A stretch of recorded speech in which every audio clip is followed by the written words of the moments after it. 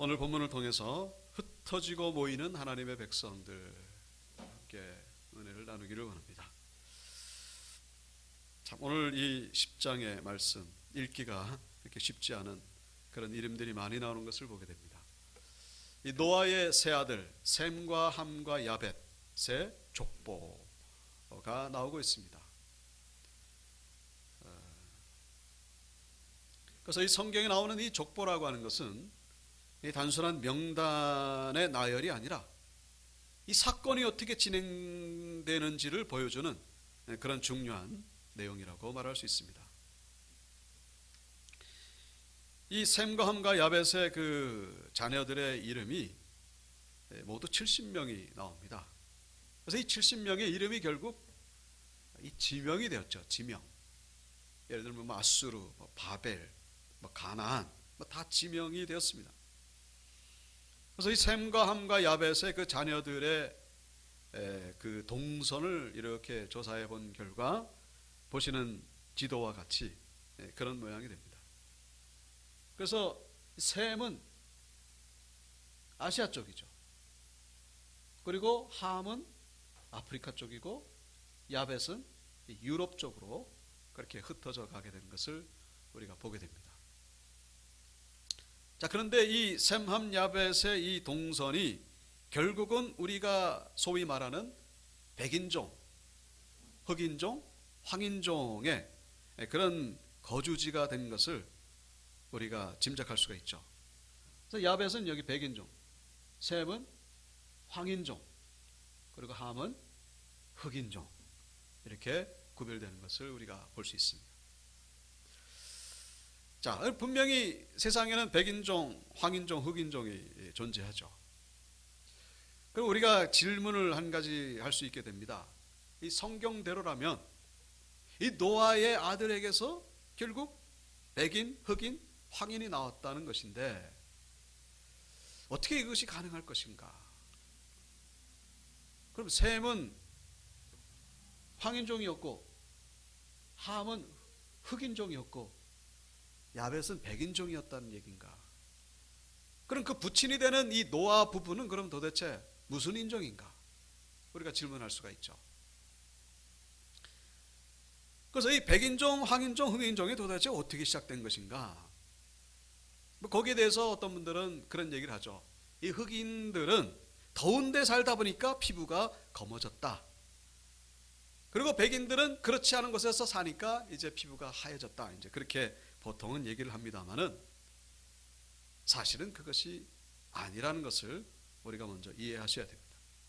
결론부터 말씀드린다면은 이거는 환경적인 요인이 아니라 이 유전적인 요인이라는 거예요. 유전적인 요인. 그리고 또 한 가지 우리가 기억하셔야 될 것은 이것은 전 세계의 모든 인류가 흩어져 살게 하시기 위한 하나님의 섭리라는 거예요. 하나님이 모든 사람들을 전 세계에 더운 데도 살고 추운 데도 살고 하도록 하시기 위한 하나님의 섭리라는 것을 우리가 알아야 된다는 것이죠.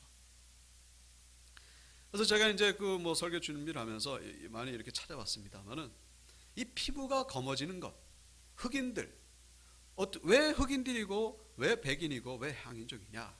결정적인 차이가 결국 멜라닌 세포, 멜라닌 색소. 좀 들어보셨을 겁니다. 멜라닌 색소. 그래서 멜라닌 색소가 많은 사람들은 흑인이 되는 거예요. 멜라닌 색소가 적을수록 황인종에서 점점 백인이 되는 것이죠. 멜라닌 색소가 아예 거의 없는 사람들은 알비노라고 하는 들어보셨나요? 알비노. 짐승들도 그런 알비노, 뭐 하얀 그런 뭡니까?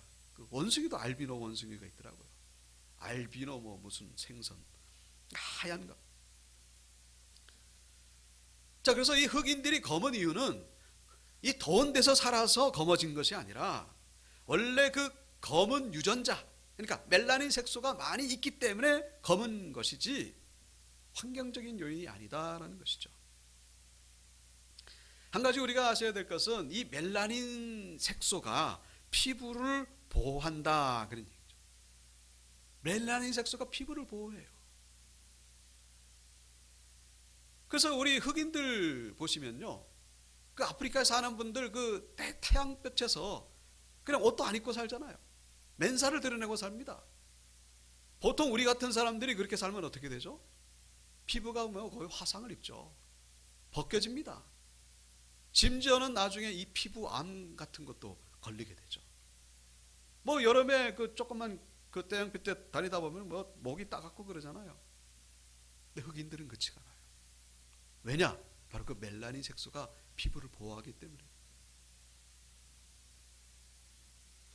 자, 그래서 이것은 제가 뭐 이건 조사한 바에 따라서 제가 말씀드리는 거예요. 자, 무슨 얘기냐? 이 사람들이 더운 데 살다 보니까 검어진 것이 아니라 하나님께서 이 더운 지방에 사람들이 살도록 하기 위하여 더운 지방에 사는 사람들에게는 멜라닌 색소를 많이 넣으셔가지고 거기에 살게 하셨다. 그런 얘기죠. 더운 지방에서도 살아야 돼요. 근데 누가 삽니까? 백인들을 거기 보내지 않은 거예요. 멜라닌 색소가 많은 흑인들을 보내셨다는 거예요. 그래서 더운 지방에는 이를 보면은요, 이 더운 지방에는 이 피부 색깔하고 거의 일치하죠. 덥지 않은 곳에는 이 피부색이 이래요.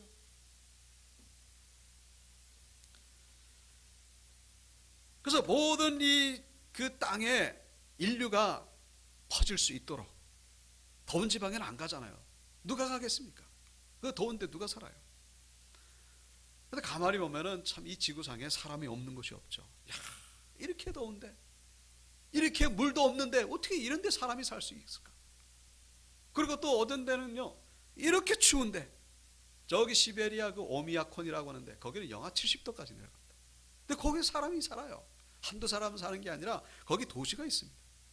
북극에도 사람 살고 남극에도 사람 살고 어디에도 다 사람이 살 수 있죠. 그게 뭐라고요? 하나님의 뜻이라는 거예요. 하나님의 섭리라는 것이죠. 이게 그 피부색이 환경적인 요인이 아니라 유전적인 요인임을 알려주는 또 하나의 증거가, 여러분 백인들이 더운 지방에 살면은 잠깐 검어질 수 있어요. 그러나 이 백인들이 다시 서늘한 데 오면요, 다시 원래 색깔로 돌아가죠. 우리도 그렇잖아요. 여름에는 새카맣게 타다가, 저도 어릴 때 그냥 얼마나 새카맸는지. 근데 겨울이 되면 또 새하얘지고. 흑인들은 그러나요? 그렇지 않아요. 흑인들이 뭐 서늘한 데 와서 산다고 해가지고 그분들이 뭐 이렇게 하얘지지 않아요. 그래서 이 여름에 이렇게 새카맣게 탄 이 백인들이 거기에 아무리 오래 살아도 그 자녀들은요, 여전히 그 뭡니까? 피부가 하얀색의 자녀들이 나오는 것을 알 수가 있죠. 무슨 얘기예요?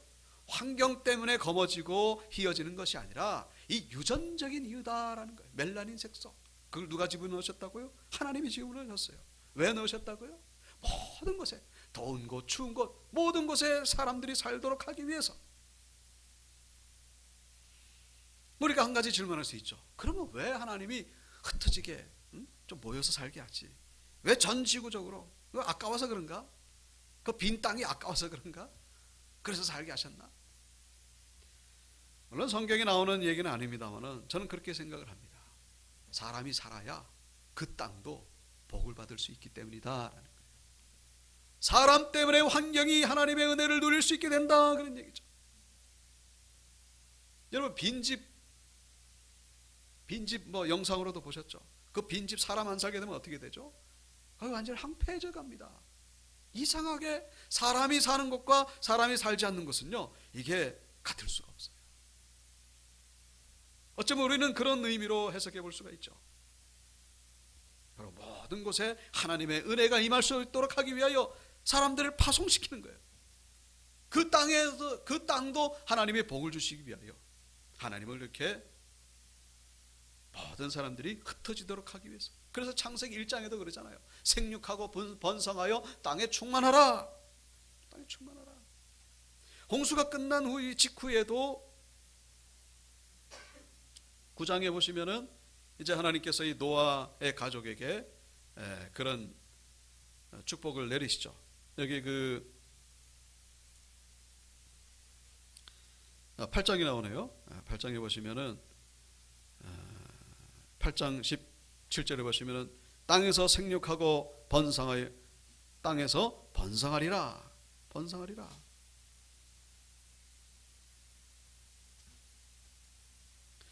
여기 9장 7절에도 나오죠. 너희는 생육하고 번성하여 땅에 가득하여 그 중에서 번성하라 하셨더라.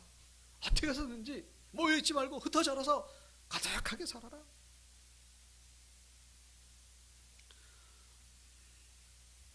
오늘 본문에도 10장에도 보시면요, 5절에 보시면은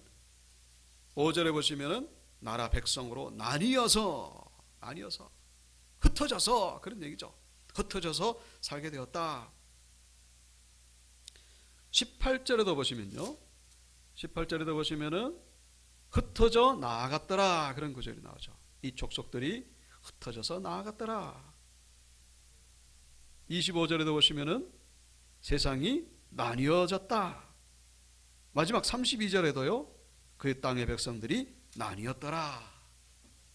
모든 지구 땅이란 땅 끝까지 하여튼 사람들이 살도록 하기 위한 하나님의 섭리가 이 노아의 세 아들에게 임했던 것을, 그러니까 하나님의 뜻은 흩어지는 거예요. 흩어져서 사는 거예요. 오늘 말씀의 제목이 뭐죠? 흩어지고 모이는 하나님의 백성. 자, 그런데 이 하나님의 뜻은 흩어지는 것인데, 이 하나님의 뜻을 반역하는 그런 사건이, 하나님의 뜻에 대적하는 그런 사건이 일어나게 되죠. 그게 뭡니까? 바로 바벨탑 사건입니다. 창세기 11장 4절, 온 지면에 흩어짐을 면하자. 우리 여기 모여가지고 이 탑을 쌓고, 그래가지고 우리 이름을 내고 흩어지는 거, 그걸 막자. 하나님의 뜻은 흩어지는 것인데 흩어지지 말자. 뭐예요? 하나님의 뜻을 정면에서 대적하는. 그런데 이 바벨탑 사건의 중심에 있는 인물이 있죠. 그게 누굽니까? 바로 10장 8절 오늘 본문에 나옵니다마는 구스가 또 니므롯을 낳았으니 그는 세상의 첫 용사더라. 9절에 그가 여호와 앞에서 용감한 사냥꾼이 되었으므로 속담에 이르기를 아무는 여호와 앞에 니므롯과 같이 용감한 사냥꾼이로다 하더라. 10절 그의 나라는 시날 땅의 바벨과 에렉과 악갓과 갈레에서 시작되었으며. 자, 이 바벨이라고 하는 곳에서 탑이 세워졌는데 바로 그 바벨이라는 나라를 세운 자가 누구라고요? 니므롯이다. 니므롯. 9절에 보시면은 그가 여호와 앞에서 용감한 사냥꾼이 되었으므로, 여호와 앞에서라고 하는 것은 하나님이 인정한다 그런 의미가 아니라 정반대의 의미예요. 하나님을 대적하는 사냥꾼, 그런 의미가 있어요. 여호와 앞에 니므롯같이 용감한 사냥꾼이로다. 이게 뭐예요? 여호와를 대적하는 그런 니므롯같이 용감한 사냥꾼. 여러분, 니므롯 이름 자체에 반역이라는 뜻이 있어요. 반역자. 그러면 누구라고요? 니므롯. 누구에게 반역한 거예요? 하나님을 반역한 거예요. 자, 그래서 이 바벨탑을 세운 이 니므롯, 여기 오늘 그 10장 본문에 보시면은 10장에 여기 11절에도 보시면은 아수르로, 그가 그 땅에서 아수르로 나아가 니느와 르호보딜과 갈라와. 그리고 14절에 보시면은 바드루심과 가슬루힘과 갑도림을 낳았더라. 가슬루힘에게서 누가 나왔더라? 블레셋이 나왔더라. 우리가 한번 좀 들어본 이름이죠. 바벨. 그 다음에 바벨이 결국 바벨론이 되는 거예요. 그 다음에 아수르. 또 뭐가 있다고요? 블레셋. 들어봤죠 다들? 이 바벨론, 아수르, 이 블레셋, 이 다 누구의 자손이라고요? 니므롯의 자손. 하나님을 반역했던 자의 자손. 그 바벨론, 아수르, 블레셋, 이 나라들이 한 일이 뭐죠? 성경에 등장하는 그 의미가 뭡니까? 이스라엘을 대적하다, 이스라엘을 아주 괴롭히고 힘들게 했던 대표적인 나라가 바로 바벨론, 아수르, 블레셋이죠. 이 나라, 여러분, 바벨론은 남유다를 포로로 끌고 갔잖아요. 제가 주일 설교 때 많이 말씀드렸죠. 그 다음에 아수르는요, 북이스라엘을 포로로 끌고 가가지고 완전히 망하게 한 나라가 아수르죠. 블레셋에 하면은 떠오르는 그 장군 골리앗이죠. 골리앗. 이스라엘을 아주 그냥 다윗 때부터 이제 결국 블레셋이 좀 힘이 약화가 됐습니다만 그 전까지 계속해서 이스라엘을 그냥 없애려고 했던 나라가 바로 블레셋입니다. 그러니까 이 아수르, 바벨론, 블레셋 이들 나라가 이스라엘을 그렇게 힘들게 한 것이 지금도 벌어지고 있다 그런 얘기죠. 이스라엘은 교회를 의미하고 있습니다. 그러니까 교회를 바로 이 니므롯의 자손들이 이 교회를 지금 공격하고 힘들게 하고 있다. 뭐 핍박하는 데는 물론이거니와 영적으로 이 교회를 핍박하고 있다 그런 얘기죠. 문제는 뭡니까? 사람들은 다 이 니므롯 같은 자들을 추앙하고 존경하고 따르고 있다는 거예요. 니므롯이 어떤 사람에게 용사다. 용사라. 최초의 용사. 6절에 나오잖아요. 8절에 니므롯 그는 세상의 첫 용사라. 어떤 용사? 하나님을 대적한. 성경에서는 이래 대적한이지만요, 그때 당시의 세상에는 뭐예요? 니므롯, 저 사람이야말로 진짜 영웅이다. 저 사람이 진짜 용감한 사람이다. 그동안 우리가 여호와라고 하는 그 신 때문에 벌벌 떨었는데, 와, 저 사람 대단하다. 응? 이제 여호와, 이제 거기서부터 우리가 벗어나도 되겠구나. 우리에게 자유를 줬구나. 우리 성경적인 입장에서는 반역이죠. 근데 그들 입장에서는 자유예요, 자유. 그래가지고 잘 나갑니다. 어떻게 잘 나갔다고요? 바벨탑을 세우고 아수르를 세우고 바벨론을 세우고 뭐 이런 영웅허걸이 없죠. 그래서 9절에 그런 말씀이 나오잖아요. 그가 여호와 앞에서 용감한 사냥꾼이 되었으면 속담에 이르기를 아몬은 여호와 앞에 니므롯같이 용감한 사냥꾼이로다. 어떤 사람의 대단한 것을 우리가 표현할 때에 꼭 등장하는 인물이 바로 니므롯이다 그런 얘기죠. 저 사람 야 니므롯 같네 뭐 이런 얘기죠. 우리가 뭐 구두쇠 하면은 놀부 같네 뭐 이런 것처럼, 착하고 성실한 사람은 야 저 사람 흥부 같아 뭐 이런 것처럼, 그때 당시에 뭐 정말로 영웅이다 그러면 니므롯 떠오를 정도로. 영적인 입장에서는 뭡니까? 바로 니므롯은 하나님을 대적했던 사람.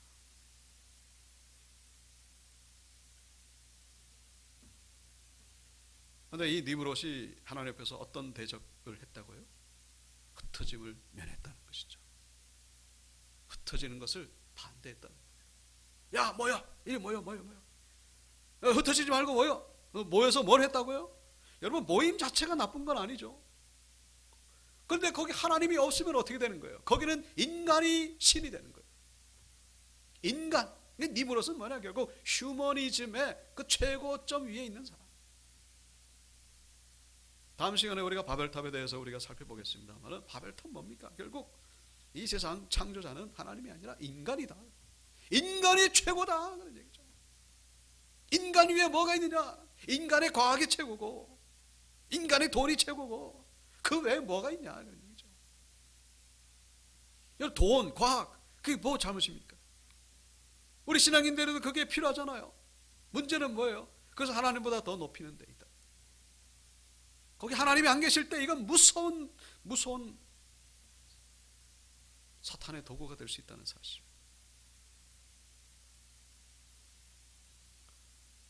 오늘 이 말씀의 제목은 흩어지고 모이는. 우리는 흩어져야 됩니다. 어디로 흩어져야 될까요? 지구상의 모든 사람이 다 살아요 이제는. 그러니까 뭐 이 창세기에 나오는 이런 말씀과 같이 그렇게 적용할 수는 없겠죠. 우리 각자에 속해 있는 교회로 흩어져야 됩니다. 교회로. 세상에서 흩어져 나와가지고 교회로 흩어져 들어가야 되는 거예요. 결국 교회로 모이라 그런 얘기죠. 교회로 모이기 위해서 세상에서 흩어져 나와야 됩니다. 이 니므롯은 세상으로 모이라 그러잖아요. 세상에서 모여서 우리의 일을 해보자. 야 거기서 나와. 교회에서 있지 말고 교회에서 나와라. 교회에서 나와가지고 세상으로 들어오라 그런 얘기잖아요. 니므롯은 하나님이 기뻐하시는 영적인 원리와는 정반대 방향으로 가고 있어요. 하나님의 뜻은 뭡니까? 세상에서 나와서 교회로 모여라 그런 얘기잖아요. 우리는 모이기를 힘써야 됩니다. 모이기를 힘쓰기 위해서는 먼저 세상에서 나와야 되는 거예요. 세상적인 자리, 육신적인 자리, 거기에서 나와야 됩니다. 나와야 돼요. 근데 니브롯은 그 반대를 얘기하는 거예요. 야, 모여라, 모여서 우리끼리 놀아보자, 우리끼리 잘 살아보자. 문제는 뭐예요? 우리 신앙인들이 거기에 유혹을 당하고 있다. 거기서 빠져나오질 못하는 거예요.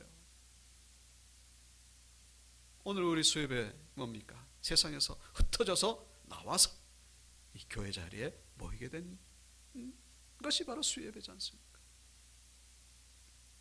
하나님이 기뻐하시죠. 우리는 지금 니므롯을 따라가고 있는지,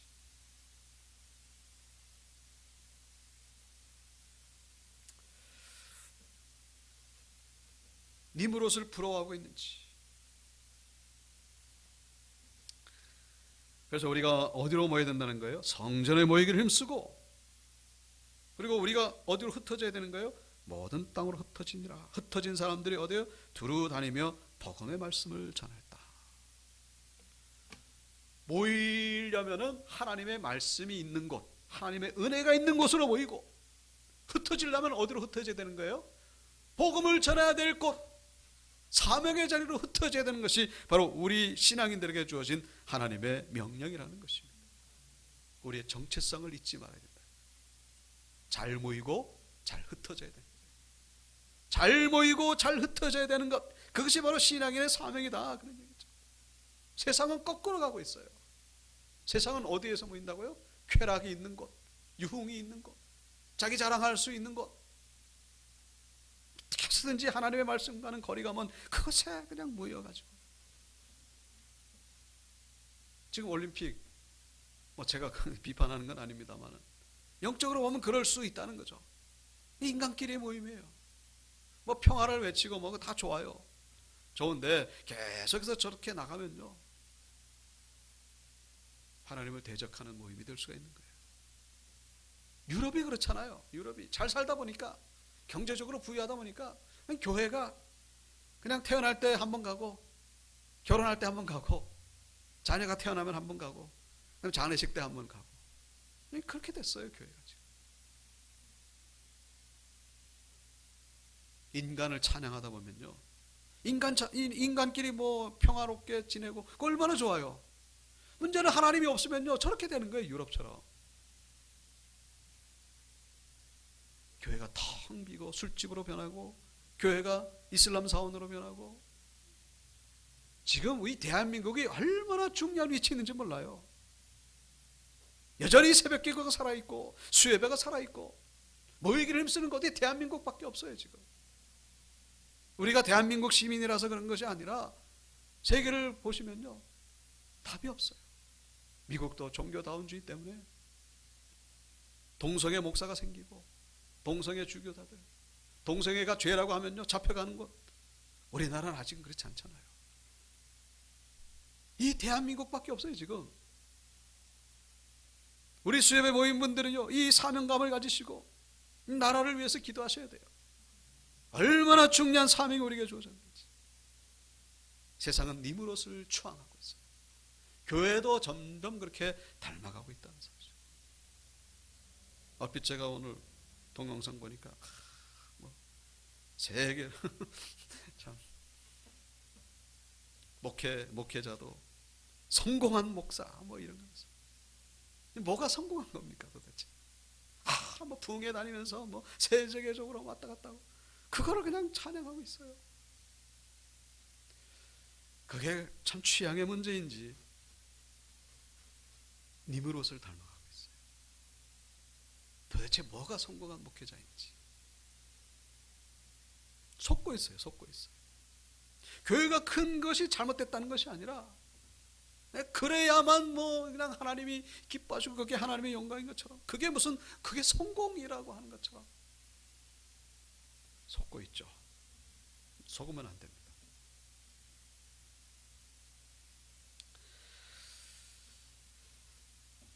자, 그래서 이 오늘 마지막으로 우리가 살펴볼 말씀은 이 셈의 후손. 이 결국 니므롯은 함의 후손이거든요.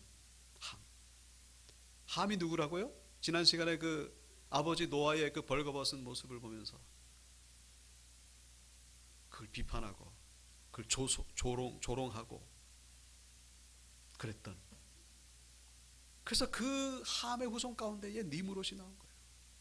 근데 21절부터 보시면은 셈은 그런 말이에요. 셈은 에벨 온 자손의 조상이요 야벳의 형이라. 그에게도 자녀가 출생하였습니다. 그 1절에 보시면요. 1절에 보시면은 셈과 함과 야벳의 족보는 이러하니라 그렇게 나오잖아요.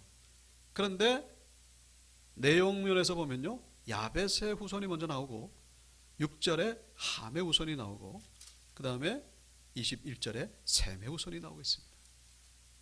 그러니까 1절에는 셈, 함, 야벳 이렇게 말씀했는데 실제로 열거하는 건요. 야벳, 함, 셈 이렇게 내용을 전개하고 있습니다. 그러니까 맨 마지막에 나오는 것이 셈의 후손이죠. 맨 마지막에 나왔다는 건 뭐예요? 가장 중요하다 그런 얘기죠. 셈의 후손이 주인공이다 그런 얘기입니다. 근데 셈의 후손 가운데 누가 나온다고요? 12장에 가보면요 11장 후반절이죠. 셈의 후손 가운데에 누가 나옵니까? 여러분이 잘 아시는 아브라함이 나오는 거예요. 아브라함.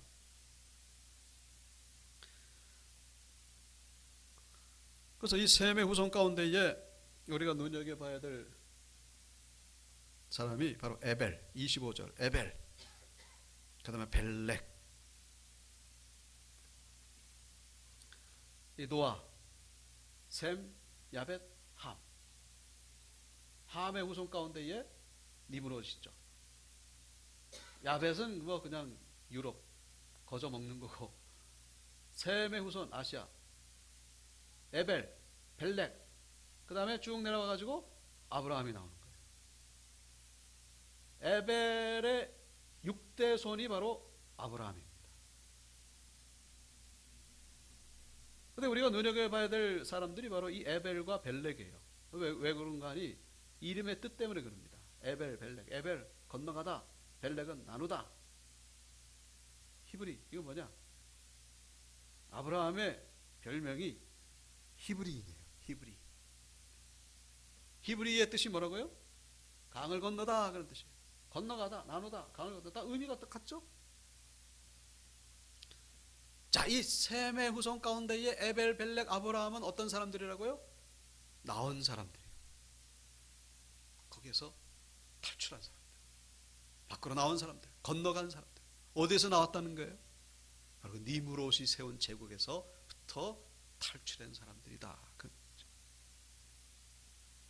그렇게 해서 하나님이 기뻐하시는 이스라엘이 세워지게 됐다는 것을 우리가 여기서 묵상해 볼 수가 있습니다.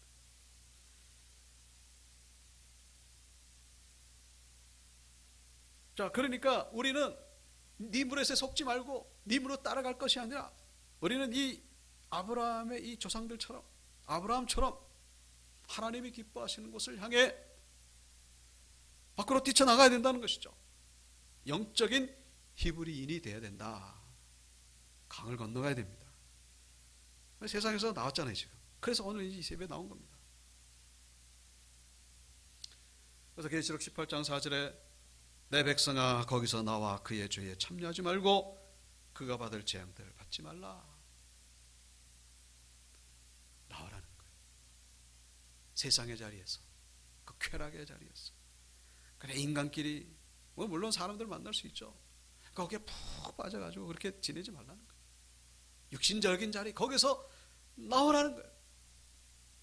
나올 때 비로소 하나님의 음성 듣게 되고 하나님의 은혜와 복을 받게 된다는 것입니다. 잘 흩어지고 세상에서 흩어져야 돼요. 세상에서 죄의 자리에서 흩어져야 됩니다. 그리고 말씀이 있는 자리로 모여야 됩니다. 말씀을 정리하겠습니다. 우리는 니므롯 같은 자들을 부러워하지 마시고, 니므롯 반대되는 사람이 누구예요? 아브라함이죠. 여러분, 니므롯 아브라함 비교하면요, 이게 세상적인 눈으로는 비교가 안 되죠. 아브라함이 뭘 했습니까 도대체? 진짜 평민과 같은. 그런데 이 니므롯의 그 후손 아수르, 바벨론 다 어디 갔어요? 흔적도 없이 사라졌잖아요. 아브라함의 후손들은요, 지금 강같이 흘러가고 있습니다. 특별히 우리는 믿음으로 아브라함의 자손이잖아요. 그래서 복 있는 자들은 어떻다고요? 악인의 꾀를 따르지 아니하고 죄인의 길에 서지 아니하고 오만한 자들의 자리에 앉지 아니하고 오직 여호와의 율법을 즐거워하며 그의 율법을 주야로 묵상하는 자로다. 꾀, 길, 자리. 꾀는 뭐예요? 생각하는 거예요. 길은 뭐예요? 움직이는 거예요. 자리는 뭡니까? 거기 완전히 눌러 앉았다 그런 얘기잖아요. 우리 죄도 그런 거예요. 처음에는 생각으로 시작하잖아요. 그 다음에 우리 행동으로 옮깁니다. 근데 이것이 계속 반복되면요, 완전히 거기 자리 잡게 되는 거예요. 하나님의 말씀도 똑같습니다. 우리가 묵상을 하면은 말씀에 순종하게 되고, 그럼 순종하다 보면은 은혜의 자리에 완전히 우리는 정착하게 된다는 거예요. 전자는 님을 오시고 후자는 아브라함인 것이죠. 우리 믿음의 길을 걸어가시는, 잘 흩어지시고 잘 모이심으로 하나님의 은혜를 경험하는 모두가 되시기를 주님의 이름으로 축원합니다.